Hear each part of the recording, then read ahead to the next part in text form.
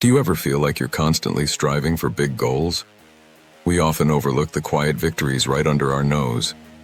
What if I told you that folding that mountain of laundry is actually a big deal? Taking a deep breath isn't just a pause, it is a profound act of mental resilience. Stay tuned to discover how these tiny daily triumphs are actually building your inner strength. Our brains are wired to chase the big achievements. We see the highlight reels on social media and feel like we are falling behind. But constantly seeking validation for massive wins leads to burnout. It creates a cycle of dissatisfaction with our real, unglamorous lives. Let's talk about the micro moments of might. A small win can be as simple as finally organizing that messy drawer.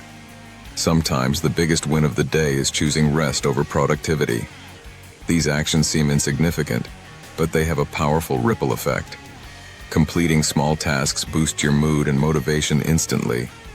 It is time to rewire your resilience radar. We need to actively notice and celebrate these micro victories. Try keeping a gratitude journal specifically for your small wins, or create a resilience jar to track your quiet triumphs throughout the week.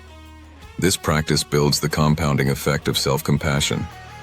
Acknowledging small steps reduces the harsh voice of self-criticism. It proves to yourself that you are capable, even on the hard days. Prioritizing self-care is a win, not a weakness. It is critical for your long-term mental well-being in this demanding world. So, here is your daily victory lap challenge. Identify one small win you will celebrate today. Maybe you drank enough water, or maybe you sent that email you were dreading. Shift your mindset from task completion to resilience building. Embrace these daily moments of strength. They don't just change your day, they reshape your life. Share your small win in the comments below so we can celebrate with you. And remember, you are doing better than you think. Subscribe to Cozy Corner Daily for more reminders on finding peace in the process.